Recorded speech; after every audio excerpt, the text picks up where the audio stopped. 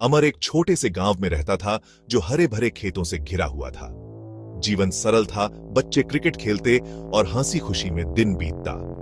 लेकिन गांव के किनारे एक पुरानी हवेली का साया था। इसकी टूटी दीवारें हवा में कहानियां फुसफुसाती थीं।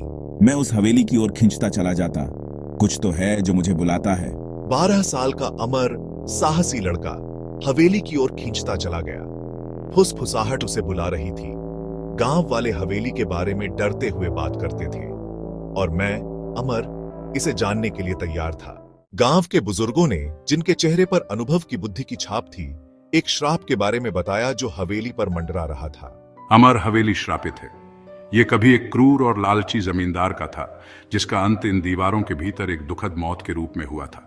किंवदंती यह थी कि हवेली कभी एक धनी जमींदार की थी जो अपनी क्रूरता और लालच के लिए जाना जाता था। उनका अंत उन्हीं दीवारों के भीतर एक दुखद मौत के रूप में हुआ था। मैं आपके डर को समझता हूँ, लेकिन डर अक्सर अज्ञात से उपजता है। अंधेरे का सामना करके मैं अपने गांव में रोशनी ला सकता हूँ और उस डर को दूर कर सकता हूँ जिसने हमें इतने लंबे समय से बंदी बना रखा है। अमर ने उनकी कहानियों को गौर से सुना। हर गुजरते दिन के साथ उसकी जिज्ञासा बढ़ती गई। वह जानता था कि डर अक्सर अज्ञात से उपजता है।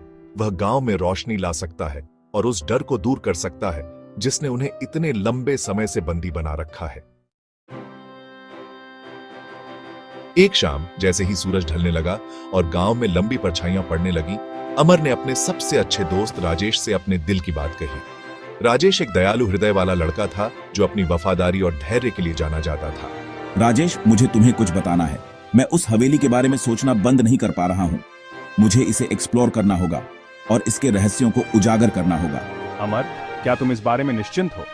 कहानियां वे भयावह हैं, लेकिन अगर तुम जा रहे हो तो मैं तुम्हें अकेले नहीं जाने दूंगा। राजेश ने धैर्यपूर्वक अमर की बात सुनी। जब उसने अपने दिल की बात कही, हवेली का पता लगाने और उसके रहस्यों को उजागर करने की अपनी तीव्र इच्छा साझा की। अपनी शुरुआती झिझक के बावजूद राजेश ने खुद को अमर के संक्रामक उत्साह से बहते हुए पाया। वह जानता था कि अमर की साहसिक भावना अक्सर उसे खतरनाक स्थितियों में ले जाती है और वह अपने दोस्त को अकेले अज्ञात का सामना करते हुए नहीं देख सकता था। एक गहरी सांस और दृढ़ निश्चय के साथ राजेश अमर के साहसिक खोज में उसका साथ देने के लिए तैयार हो गया। ठीक है अमर, हम आज रात जाएंगे। अंधेरे की आड़ में हो सकता है कि हवेली के रहस्य खुद को प्रकट कर दें। उन्होंने उसी रात अपने साहसिक कार्य को शुरू करने का फैसला किया। जैसे ही चांद ने सोते हुए गांव पर अपनी चांदी की चमक बिखेरी, अमर और राजेश जंगल के किनारे पर मिले। उनके दिल उनकी छाती में तेजी से धड़क रहे थे। उनके रगों में डर और उत्साह का मिश्रण दौड़ रहा था।